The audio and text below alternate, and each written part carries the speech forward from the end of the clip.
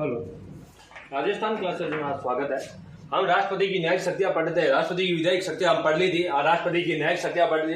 न्यायिक शक्तियां का मतलब है राष्ट्रपति के पास कुछ ऐसी शक्तियां होती है जो राष्ट्रपति के पास कुछ क्या ऐसी शक्तियां होती है जो राष्ट्रपति मान लो किसी को दंड दिए उसको क्या कम कर सकते हैं, किसी की समय अवधि का घटा सकते हैं, दंड को लघु कर मतलब उसको छोटा कर सकते हैं उसका आकार का। तो इसलिए हम पढ़ेगा राष्ट्रपति की न्यायिक शक्तियां। तो पहले अनुच्छेद आता है, पहले आता अनुच्छेद आता है 72। अनुच्छेद 72 लिखा है राष्ट्रपति की क्षमा करने की शक्तियां। पहले हम पढ़ेंगे अनुच्छेद 72। पहले पढ़ने से पहले हम अनुच्छेद 72 को समझेंगे। अनुच्छेद 72 बोला कि राष्ट्रपति की क्षमा करने की शक्तियां। क्या बोला? राष्ट्रपति की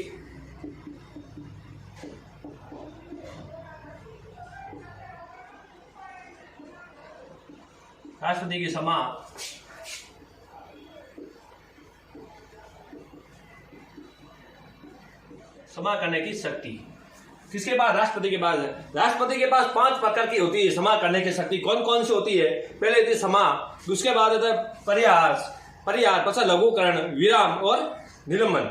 ये 5 प्रकार की होती है। तो हम पहले सबसे पहले पढ़ेंगे हम क्षमा। क्या पढ़ेंगे? क्षमा करना मतलब इसमें क्या बोला है? इसमें बोला है राष्ट्रपति क्या पूर्णतः माफ करता है। अगर किसी व्यक्ति को अगर सजा हुई है, क्या किसी व्यक्ति को अगर सजा हुई है, राष्ट्रपति के या न्यायिक सिफारिश करता है तो उसको क्या करता है? तो पूर्णतः माफ किया जाता है। उसकी जो सजा होती है क्या होती है? पूर्णतः माफ की जाती है। पूर्णतः माफ की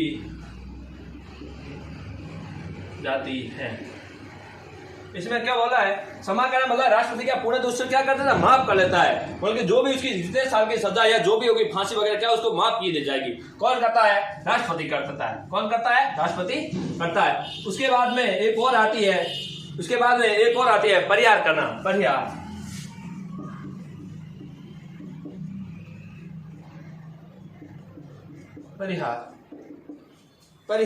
करना। इसमें दंड को क्या, दंड की प्रकृति तो चेंज नहीं होती। इसमें क्या जो दंड दिया उसकी प्रकृति क्या चेंज नहीं होती है, लेकिन उसकी अवधि क्या होती है? कम हो जाती है। इसकी क्या प्रकृति तो चेंज नहीं होती है। आप इसमें लिखोगे जो दंड की क्या होगी? प्रकृति तो चेंज नहीं होगी। दंड की प्रकृति चेंज नहीं होगी। प्रकृति तो चेंज नहीं होगी, लेकिन क्या इसकी अवधि कम हो जाएगी। समय अवधि है वो क्या हो जाएगी? कम। अवधि कम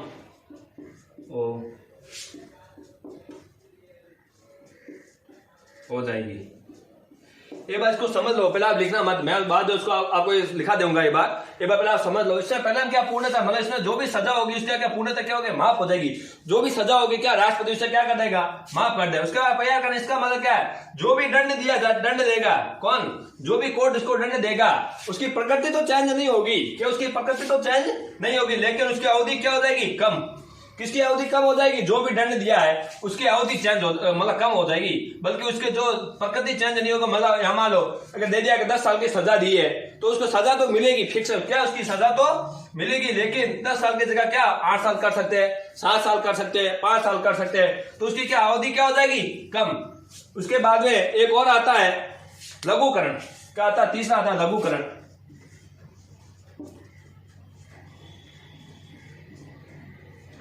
तीसरा होता है लघुकरण। लघुकरण करना या लघुकरण करना। लघुकरण इसमें क्या है? दंड की प्रकृति अवधि दोनों ही क्या होती है? कम। इसे प्रकृति और अवधि दोनों ही कम होती है। तो आप इसमें लिखोगे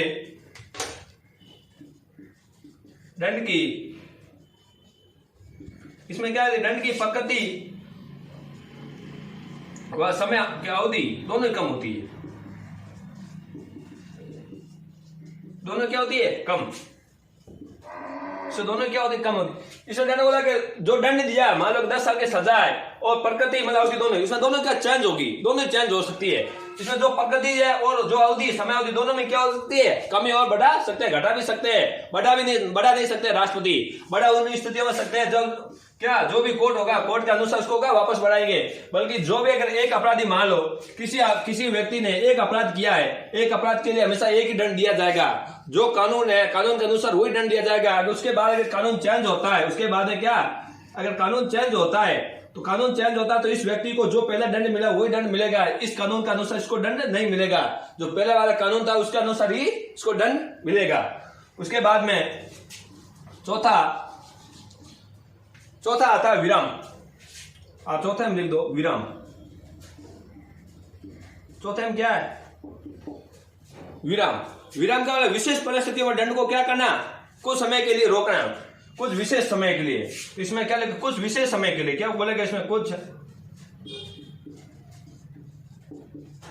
विशेष परिस्थिति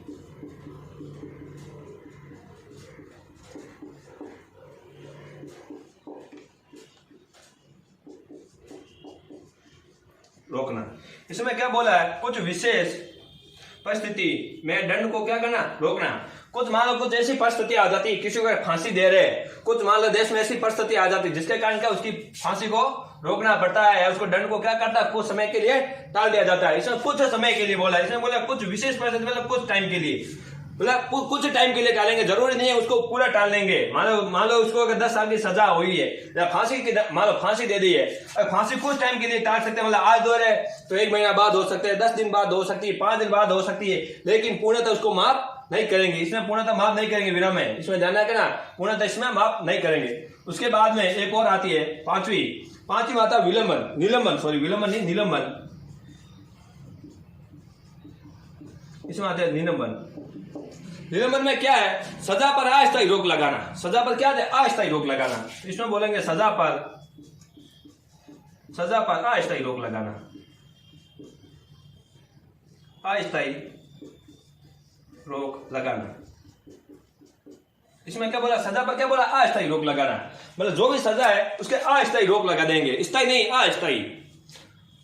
तो आपने पढ़ लिया अनुच्छेद 72 है। अनुच्छेद 72 बोला राष्ट्रपति की क्षमा करने की शक्तियां। राष्ट्रपति के पास 5 प्रकार की कौन कौन सी क्षमा करने की शक्तियां होता है? क्षमा, परिधान करना, लघुकरण, विराम और निलंबन। ये 5 प्रकार की शक्तियां है। तो आप पहले एक बार नोट कर लो, पहले जो मैं बोला फटोफट नोट कर लो। पहले लिखो अनुच्छेद 72 लिखो राष्ट्रपति की क्षमा करने की शक्तियां या शक्ति। राष्ट्रपति क्षमा करने की शक्ति लिख दिया। उसमें लिख दो हेडिंग नंबर डालो 1 में लिख दो क्षमा करना।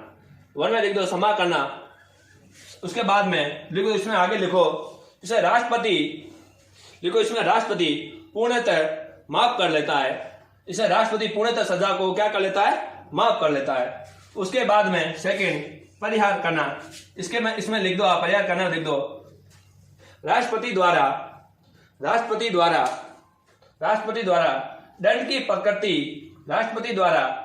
प्रकृति चेंज नहीं होगी, लेकिन अवधि को कम कर सकता है। कम कौन कर सकता है? राष्ट्रपति। ऐसा लिखो, दंड की प्रकृति चेंज नहीं होगी, लेकिन राष्ट्रपति समय अवधि या कम कर सकता है। इसमें समय अवधि क्या कम कर सकता है? कौन? राष्ट्रपति करेगा। उसके बाद में तीसरा है लघुकरण करना। लघुकरण का मतलब क्या होता है? छोटा। लघुकरण का अर्थ भी क्या होता है? छोटा ही होता है। लघुकरण का अर्थ भी छोटा ही होता है। क्या होता है? छोटा। तो इसके मतलब इसकी सजा क्या होगी? कम। तो इसमें लिखे दंड की प्रकृति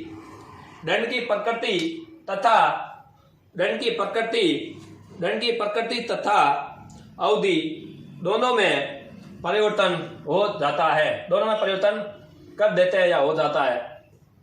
उसके बाद में चौथा लिखो विराम। विराम में लिखो राष्ट्रपति द्वारा कुछ विशेष परिस्थितियों में दंड पर कुछ समय के लिए रोका जा सकता है। दंड पर क्या कुछ समय के लिए क्या रोक लगाई जा सकती है? कौन रोक लगा जा सकता है? तो आपको पता है, राष्ट्रपति। उसके बाद है निलंबन में लिखो राष्ट्रपति द्वारा सजा पर अस्थायी रोक लगाना। इसमें क्या राष्ट्रपति की सजा पर क्या अस्थायी रोक लगा सकता है। इसके बाद एक नोट लिखा राष्ट्रपति जो न्यायिक होती दया याचना क्या होती है? दया याचना होती है।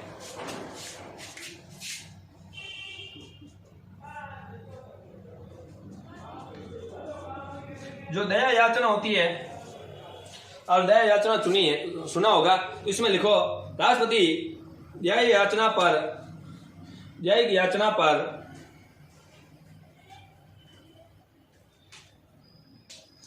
याचना लिख दो या न्यायिक लिख दो।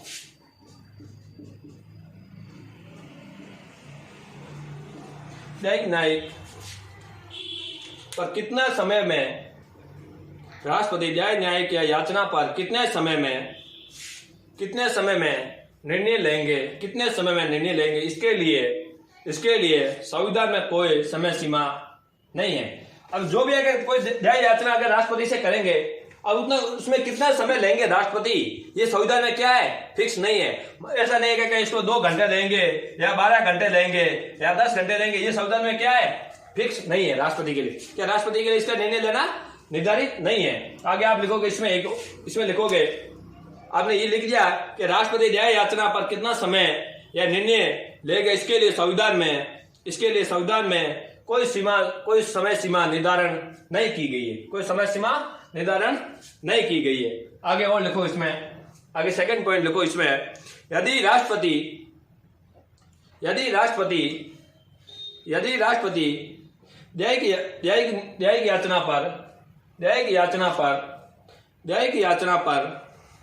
न्यायिक याचना को क्या, जैसे राष्ट्रपति जो न्यायिक याचना उसको क्या कर सकता है, खारिज भी कर सकता है। किसके पास अधिकार है खारिज करने का, राष्ट्रपति के पास है। तो आप लिखोगे न्यायिक याचना पर खारिज करने का अधिकार राष्ट्रपति को है, राष्ट्रपति इसको क्या खारिज कर सकते हैं। अगर एक बार न्यायिक याचना क्या खारिज हो गई, मान लो ये एक बार क्या इसको खारिज कर दिया, किसने खारिज कर दिया, राष्ट्रपति ने। तो मान लो आप इसमें लिख दो, एक बार अगर खारिज कर दिया राष्ट्रपति ने, उसके बाद इसको दोबारा वापस नहीं भेज सकते। न्यायिक याचना एक बार भेजी जा सकती है, बार बार नहीं भेजी जा सकती है। एक बार भेजी, अगर इसने राष्ट्रपति ने खारिज कर दी, दोबारा आप वापस नहीं भेज सकते हो। तो इसमें लिखो, राष्ट्रपति एक बार न्यायिक याचना खारिज कर देता है तो दूसरी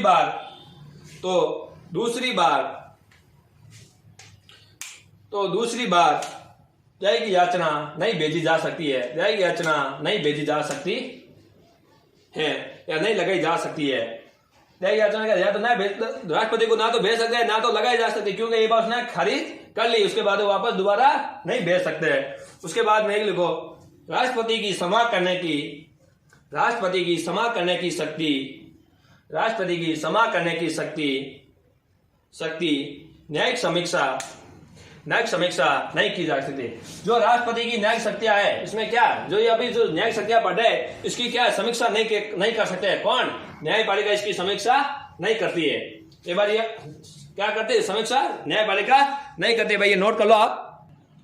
मैंने पहला नोट में लिखा था कि राष्ट्रपति न्यायिक याचिका पर कितना समय लगेगा, ये संविधान में निर्धारित नहीं है। उसके बाद मैंने दूसरा पॉइंट बोला था, दूसरा वाला राष्ट्रपति एक न्यायिक याचिका को खारिज करता है, उसके बाद दूसरी न्यायिक याचिका नहीं भेजी जा सकती है या नहीं लगाई जा सकती है, सेकंड। उसके बाद थर्ड मैंने बोला था, थर्ड पॉइंट लिखा कि राष्ट्रपति की क्षमा करने की शक्ति क्या है, इसकी न्यायिक समीक्षा नहीं कर सकते। जो राष्ट्रपति की न्यायिक शक्तियां है, क्या राष्ट्रपति की जो न्यायिक शक्तियां है,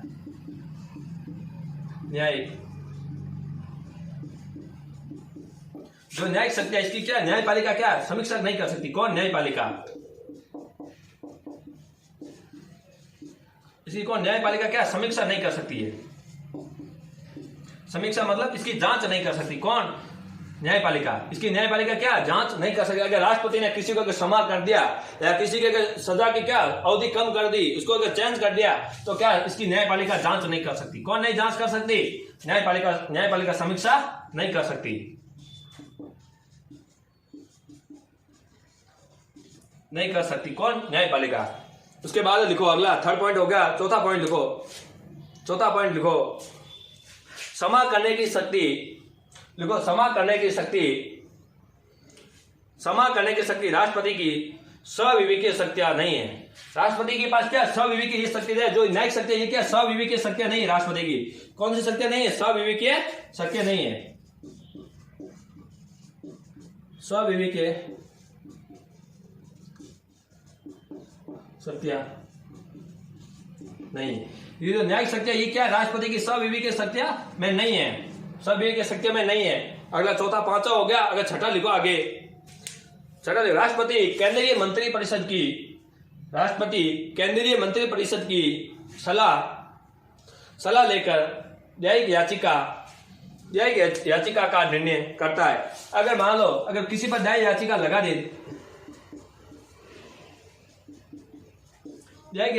दी, अगर इसका निर्णय लेना है तो क्या पहला राष्ट्रपति क्या करेगा, मंत्रि परिषद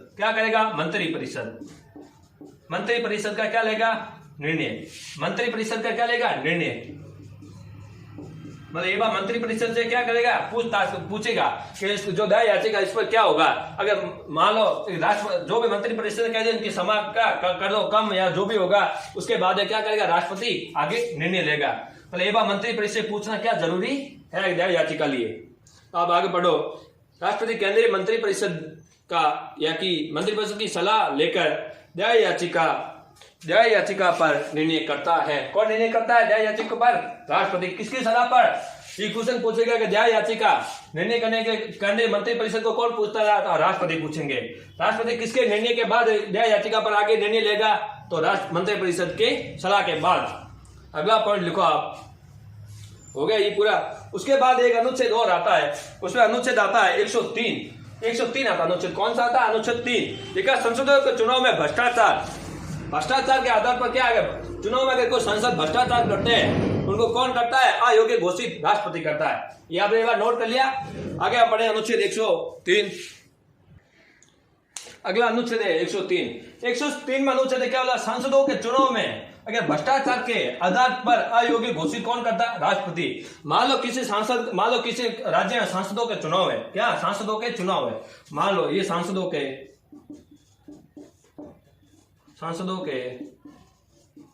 चुनाव, ये क्या? सांसदों के चुनाव। अगर सांसदों के चुनाव में क्या है? कोई व्यक्ति क्या जो सांसद है वो क्या भ्रष्टाचार करता है। क्या करता है? भ्रष्टाचार। अगर भ्रष्टाचार करता हुआ पकड़ा जाता है तो इसको क्या? अयोग्य घोषित करता है। मतलब वो सांसद नहीं बनेगा, उसको अयोग्य घोषित करेंगे। किसके लिए? सांसद के लिए। उसको क्या करेंगे? अयोग्य घोषित करेंगे। कौन करेंगे? आप बताओगे? राष्ट्रपति। अयोग्य घोषित कौन करेंगे? तो राष्ट्रपति करेंगे। अयोग्य घोषित कौन करेंगे? राष्ट्रपति। अयोग्य घोषित करता कौन करता है? राष्ट्रपति। किसके आधार पर? तो आप बताओगे? भ्रष्टाचार के आधार पर। भ्रष्टाचार के आधार पर राष्ट्रपति क्या करता है? उसको क्या करता है? अयोग्य घोषित करता है। मतलब कि वो जो व्यक्ति है जो सांसद के लिए खड़ा हुआ था तो उसके बाद क्या? वो सांसद नहीं बनेगा। मतलब उसके लिए क्या? एलिजिबल नहीं रहेगा, क्योंकि उसको अयोग्य घोषित कर दिया। किसने कर दिया? राष्ट्रपति ने।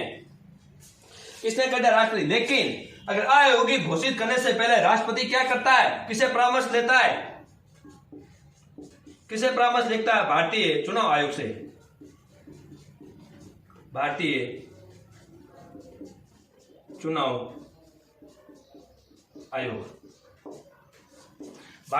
आयोग से क्या करता है? भारतीय चुनाव आयोग से क्या परामर्श करता है? क्या करता है? परामर्श करके अगर राष्ट्रपति को अगर भनक लगे कि इसने भ्रष्टाचार किया, उसके बाद क्या परामर्श किसे लेगा? भारतीय चुनाव आयोग से। अगर भारतीय चुनाव आयोग ने कह दिया हाँ ये भ्रष्टाचार इसने किया है, उसके बाद क्या करते हैं? इस व्यक्ति को क्या करते हैं? अयोग्य घोषित कर देंगे। कौन कर देंगे? राष्ट्रपति। तो आप इसमें लिखो अनुच्छेद 103 में लिखो। आपको समझ में आ गया? तो अब अनुच्छेद 103 में लिखो सांसदों के चुनाव में भ्रष्टाचार के आधार पर अयोग्य राष्ट्रपति घोषित करता है। अयोग्य घोषित कौन करता है? राष्ट्रपति करता है। तो अब इसमें लिखो, इसमें आगे लिखो, पॉइंट डाल के लिखो। यदि किसी सांसदों के चुनाव में भ्रष्टाचार के आधार पर सिद्ध होने पर राष्ट्रपति उस व्यक्ति को अयोग्य घोषित कर देता है। अगर भ्रष्टाचार सिद्ध होता है तो क्या करता है? राष्ट्रपति उस व्यक्ति को अयोग्य घोषित करता है। देखो आगे, लेकिन भारतीय चुनाव आयोग के परामर्श करके उसके बाद में उस व्यक्ति को अयोग्य घोषित करता है राष्ट्रपति। क्या करता? राष्ट्रपति अयोग्य घोषित करता है। किसके? भारतीय चुनाव आयोग के सिफारिश मतलब परामर्श के बाद में अगर ये कहेंगे कि हाँ इसने भ्रष्टाचार किया है तभी इसको करेंगे अयोग्य घोषित। अगर चुनाव आयोग ने कर दिया कि नहीं किया है तो उसके बाद इसको अयोग्य घोषित नहीं करेंगे। लेकिन नोट में एक और लिखो, नोट लिखने से पहले एक बात दल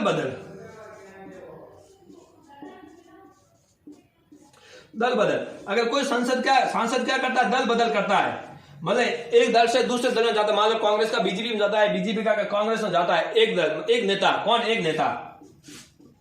नेता मतलब एक सांसद। एक नेता का मतलब एक सांसद अगर जाता है तो उसको अयोग्य घोषित कौन करता है? लोकसभा अध्यक्ष।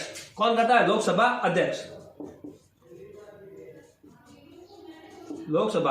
अध्यक्ष। इसको लोकसभा अध्यक्ष अयोग्य घोषित करता है,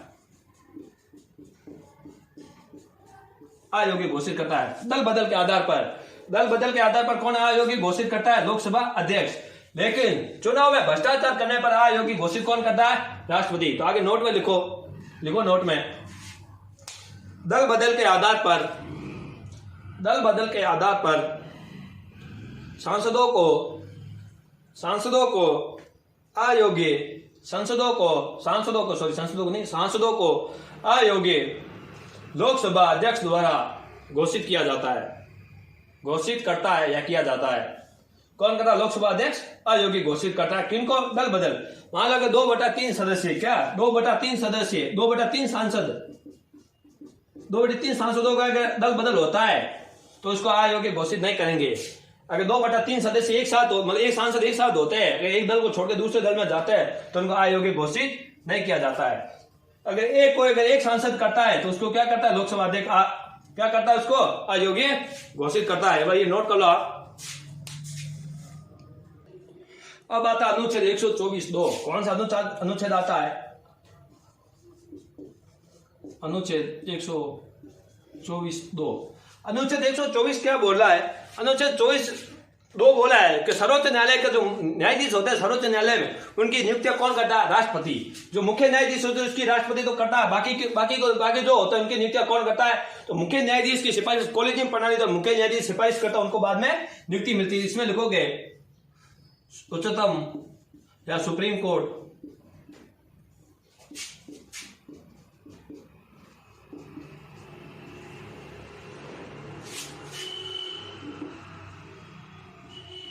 उच्चतम न्यायालय के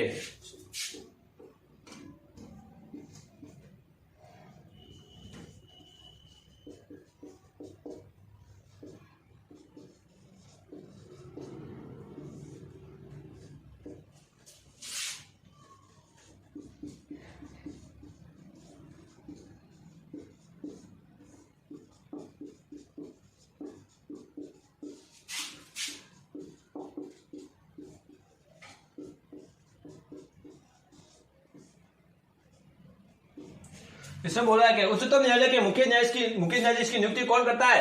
राष्ट्रपति। लेकिन ये क्या राष्ट्रपति की कार्यकारी शक्तियों में भी आती है? किसमें आती है? राष्ट्रपति की कार्यकारी शक्तियों में। मतलब जो राष्ट्रपति किन किन की नियुक्तियां करती है, राष्ट्रपति किन किन की नियुक्तियां करते हैं, तो आपको पता है प्रधानमंत्री है, अन्य मंत्री परिषद, अन्य जो होते हैं मुख्यालय, मतलब जो भी मुख्यालय होते हैं, मुख्यालय सॉरी बोल दो ऐसा, मतलब जो भी होते हैं मंत्रालय होते हैं, क्या सॉरी मंत्रालय बोल दो आप, जितने भी मंत्रालय होते हैं, जो भी मंत्रालय का जो बनेगा कौन? सांसद जो भी इसका बनेगा, हेड बनेगा, उनकी लिस्ट तो कौन तैयार करता है? प्रधानमंत्री। लेकिन उनको शपथ कौन दिलाता है? बाद में कौन है? राष्ट्रपति दिलाता है। कौन दिलाता है? राष्ट्रपति। तो ये क्या कार्यकारी शक्तियों में आती है? किसके आते हैं? प्रधानमंत्री कार्यकारी शक्तियों में आती है। लेकिन ये किसी न्याय शक्तियों में भी आती है, राष्ट्रपति किसकी न्याय शक्तियों में भी आती है। तो इसमें लिखोगे उच्चतम न्यायालय के मुख्य न्यायाधीश की नियुक्ति राष्ट्रपति द्वारा की जाती है। किसके द्वारा की जाती है? राष्ट्रपति द्वारा, राष्ट्रपति द्वारा की जाती है। उसके बाद आता है अनुच्छेद 217। अनुच्छेद 217 बोला है कि उच्चतम न्यायालय के न्यायाधीश राष्ट्रपति करता है। न्यायाधीशों की नियुक्ति कौन करता है? उच्च न्यायालय की, सॉरी उच्चतम नहीं, उच्च न्यायालय की, सॉरी उच्चतम न्यायालय आ गया उच्च न्यायालय। तो आप आगे लिखोगे अनुच्छेद 217। इसमें आप अनुच्छेद 124(2) में इतना लिखा, उच्चतम न्यायालय के मुख्य न्यायाधीश की नियुक्ति राष्ट्रपति द्वारा की जाती है। अनुच्छेद 217 में बोला है उच्चतम मतलब सुप्रीम कोर्ट। ये क्या बोलेगा? Supreme court. उच्चतम मतलब क्या होता है? Supreme court.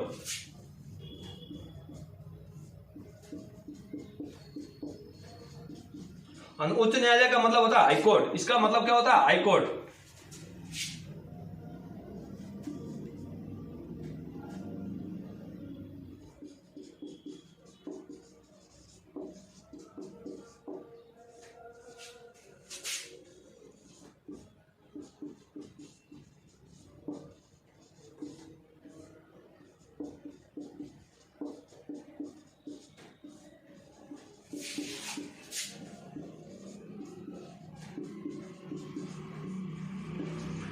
इसमें बोला अनुच्छेद 217। क्या बोला? अनुच्छेद 217। अनुच्छेद 217 में बोला है उच्च न्यायालय। उच्च न्यायालय मतलब हाईकोर्ट।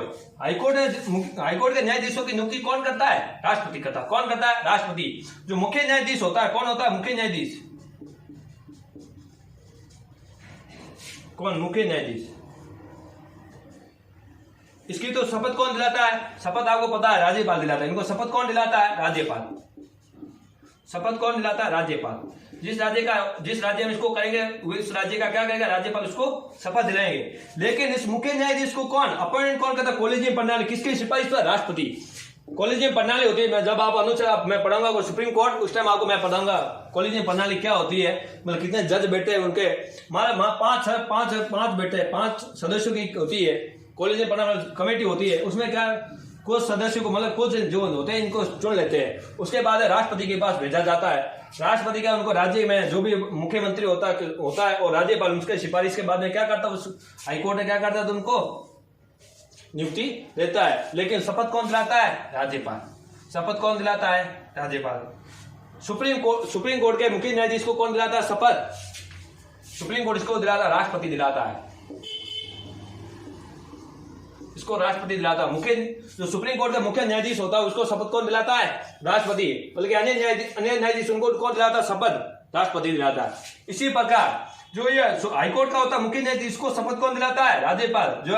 जो बाकी इसके नीचे और होते हैं, मतलब और 4 होते हैं कि मान लो जोधपुर में 33, राजस्थान में, सॉरी जोधपुर नहीं मतलब राजस्थान में 33, कितने है? 33 है। तो एक तो होगा 33 में क्या है? एक तो होगा मुख्य न्यायाधीश, बाकी 32 तो ऐसे है ना। 32 को कौन दिलाता है? ये मुख्य न्यायाधीश दिलाता है शपथ। तो अब अनुच्छेद 217 हो गया कंप्लीट। उसके बाद आता है अनुच्छेद 143। अनुच्छेद 143 उच्चतम न्यायालय की क्या? उच्चतम न्यायालय से परामर्श कौन लेता है? राष्ट्रपति ले सकता है, बल्कि जरूरी नहीं उस परामर्श को माने। क्या? परामर्श को माने, पर परामर्श ले सकता है। कौन ले सकता है? राष्ट्रपति। किससे? आप बोलोगे सुप्रीम कोर्ट से। तो आप नोट कर लो ये बात। अब अनुच्छेद 143। अनुच्छेद 143 बोला कि राष्ट्रपति उच्चतम न्यायालय। उच्चतम न्यायालय मतलब सुप्रीम कोर्ट। किसे? सुप्रीम कोर्ट से। उच्चतम न्यायालय मतलब सुप्रीम कोर्ट से। उच्चतम न्यायालय से परामर्श या सलाह ले सकता है। कौन ले सकता है? राष्ट्रपति। लेकिन जो सलाह देंगे वो मानने के लिए बाध्य नहीं है। क्या राष्ट्रपति क्या जो सुप्रीम कोर्ट द्वारा जो सलाह दी गई वो क्या राष्ट्रपति माने ये क्या जरूरी नहीं? इसके लिए बाध्य नहीं है। इसके लिए बाध्य नहीं है। तो आप इसमें आगे मैं समझाने वाली बात ये कुछ नहीं है। इसमें अगर राष्ट्रपति क्या अगर सलाह मांगता है तो ही देंगे। अगर राष्ट्रपति परामर्श या सलाह मांगते हैं सुप्रीम कोर्ट से तब भी देंगे। अगर राष्ट्रपति बिना मांगे अगर नहीं मांगते हैं परामर्श या सलाह तो ये क्या करेंगे? नहीं देंगे। अगर राष्ट्रपति ने कह दिया कुछ ऐसे होते हैं वस्तु वगैरह जो मतलब कोई भी ऐसी चीज होते हैं उन पर क्या एक बार भी मांग सकता है सलाह, एक बार से अधिक भी मांग सकता है। क्या? एक बार भी मांग सकता है, एक बार से अधिक भी मांग सकता है सलाह। लेकिन पर जरूरी नहीं है। वो क्या जरूरी नहीं है कि बाध्य नहीं है। क्या जरूर मतलब ये बाध्य नहीं है कि उसके लिए क्या माने सलाह। जो क्या सलाह दी है किसने? सुप्रीम कोर्ट ने। किसको दी है? राष्ट्रपति को। पर राष्ट्रपति उसको बाध्य नहीं है कि उसको माने। क्या बाध्य नहीं? उसको माने। तो आप इसमें लिखो अनुच्छेद 143 में लिखो, आप लिखो राष्ट्रपति उच्चतम न्यायालय से परामर्श या सलाह ले सकता है। परामर्श या सलाह ले सकता है। परामर्श सलाह तो ले सकता है, लेकिन आपको पूछेंगे ये क्वेश्चन नहीं, आपको पूछेंगे कि राष्ट्रपति उच्चतम न्यायालय से परामर्श या सलाह लेता है, ये कहां से प्रावधान लिया गया? ये प्रावधान पूछेगा आपको। प्रावधान मतलब किस देश से ये प्रावधान लिया गया है? किस देश से प्रावधान लिया गया? तो आप बताओगे कनाडा से। किस देश से लिया गया? तो कनाडा से लिया गया प्रावधान। तो अब इसमें लिख लिया अनुच्छेद 143 राष्ट्रपति उच्चतम न्यायालय से परामर्श या सलाह ले सकता है। उसके बाद लिखो ये प्रावधान कनाडा से लिया गया है। ये प्रावधान कनाडा से लिया गया है।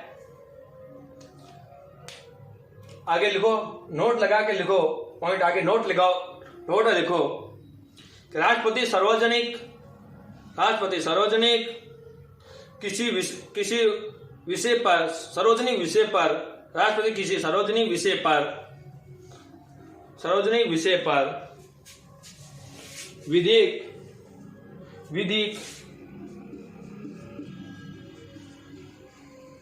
विधिक तथा तथ्यात्मक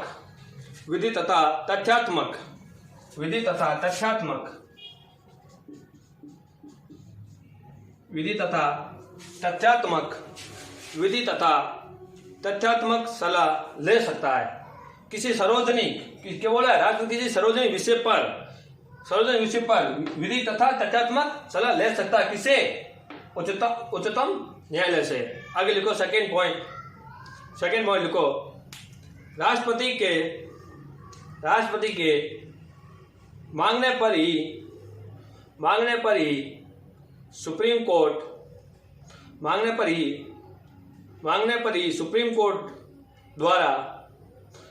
कोर्ट द्वारा सलाह दी जाती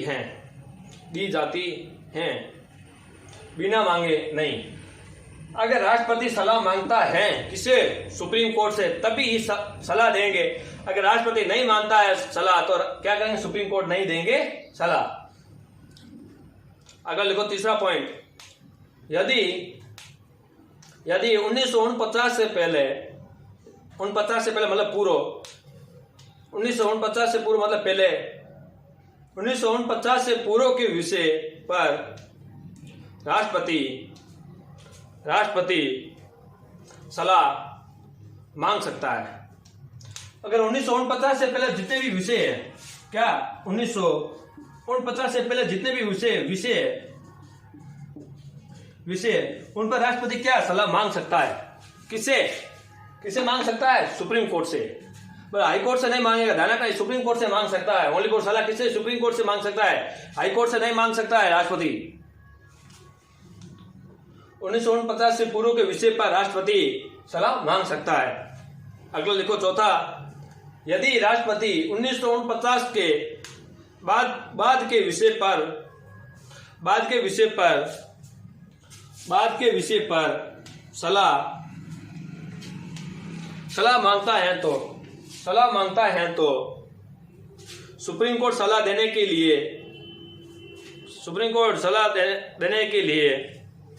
लिए बाध्य है। अगर 1949 से पूर्व के सलाह मांगता है तो क्या सुप्रीम कोर्ट देता है? लेकिन 1949 के बाद अगर सलाह मांगता है, कौन मांगता है? राष्ट्रपति। उसके लिए क्या बाध्य है? कौन बाध्य है? सुप्रीम कोर्ट देने के लिए बाध्य नहीं है। बाध्य नहीं है, इसमें क्या बाध्य नहीं है। अगर 49 के बाद 50 के बाद अगर कोई सलाह किसी विषय पर अगर सलाह मांगता है राष्ट्रपति, किसी विषय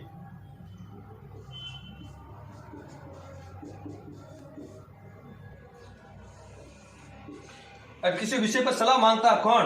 राष्ट्रपति मांगता है। इसके बाद 1950 के बाद है तो क्या सुप्रीम कोर्ट बाध्य नहीं? इसके लिए क्या बाध्य नहीं है कि उसको सलाह दे उसके लिए क्या बाध्य नहीं है? कौन बाध्य नहीं है?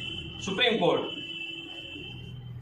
अब आगे लिखोगे, इसमें लिखोगे मैंने कहा लेकिन 1950 के बाद में 1950 के बाद किसी विषय पर राष्ट्रपति अगर सुप्रीम कोर्ट से सलाह मांगता है तो सुप्रीम कोर्ट देने के लिए बाध्य नहीं है। देने के लिए क्या बाध्य नहीं है। इसके बाद अगला पॉइंट लिखो, राष्ट्रपति एक बार में कितनी भी विषय पर सलाह मांग सकता है। राष्ट्रपति मतलब एक बार में क्या? राष्ट्रपति एक बार कितने विषय पर भी सलाह मांग सकता है। जरूर नहीं कि एक विषय पर ही मांगे। क्या एक विषय पर मांगे? ये क्या संभव नहीं है। अगर एक भी मांग सकता है, 2 भी हो सकती है, 10 भी हो सकती है, 20 भी हो सकती है। एक बार कितने विषय पर सलाह मांग सकता है? कौन? राष्ट्रपति।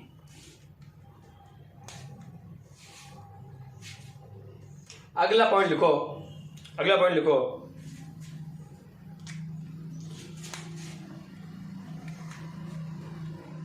सुप्रीम कोर्ट द्वारा दी गई सलाह को सुप्रीम कोर्ट द्वारा दी गई सलाह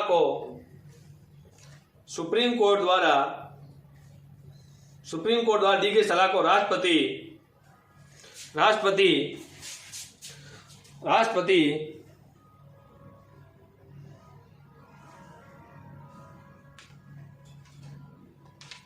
राष्ट्रपति मानने के लिए बाध्य नहीं है। अगर सुप्रीम कोर्ट अगर सलाह देता है राष्ट्रपति को, वो राष्ट्रपति क्या बाध्य नहीं उस सलाह को मानने के लिए। क्या जरूर नहीं है उस सलाह को उनको माने। कौन बाध्य नहीं है?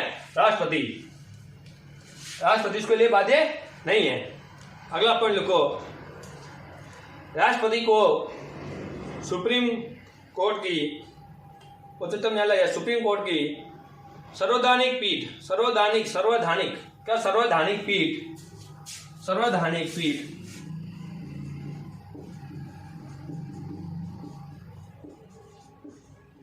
सर्वधानिक पीठ, सर्वधानिक पीठ मतलब जिससे कम से कम कितने 5 न्यायाधीश होते हैं। इसमें कितने कम से कम 5 न्यायाधीश। सर्वधानिक पीठ में कितने होते हैं? कम से कम न्यायाधीश 5 होते हैं। इसमें 5 न्यायाधीश होते हैं। कितने न्यायाधीश होते हैं इसमें? 5। संवैधानिक पीठ द्वारा सलाह दी जाती है, सलाह दी जाती है। ब्रैकेट लिखना, संवैधानिक पीठ में 5 न्यायाधीश होते हैं। ब्रैकेट क्या लिखोगे? क्या लिखोगे? संवैधानिक पीठ में कितने होते हैं? 5 न्यायाधीश होते हैं।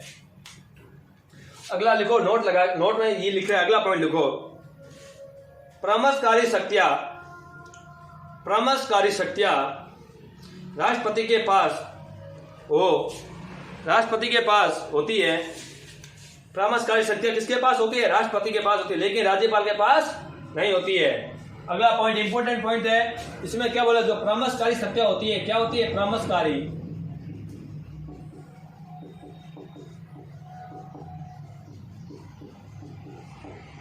जो परामर्शकारी शक्तियां किसके पास होती है? राष्ट्रपति के पास।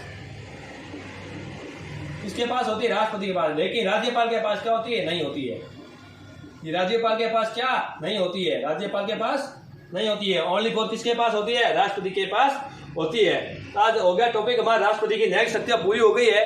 कल हम पढ़ेंगे राष्ट्रपति की कार्यकारिक शक्तियां। कार्यकारिक शक्तियां मतलब राष्ट्रपति किन किन को नियुक्ति देता है। जैसे प्रधानमंत्री है, महान्यायवादी है, राज्यपाल है, CAG मतलब नियंत्रण और महालेखा परीक्षक है, हाईकोर्ट सुप्रीम कोर्ट के मुख्य न्यायाधीश है, UPSC लोक सेवा आयोग के मुख्य अध्यक्ष वगैरह, इनको कौन नियुक्ति देता है? कौन देता है? राष्ट्रपति। नियुक्ति इनकी कौन करता है? राष्ट्रपति। ये हम पढ़ेंगे कार्यकारी शक्तियां, कल पढ़ेंगे। आज हमारे राष्ट्रपति की न्यायिक शक्तियां हो गई पूरी। धन्यवाद।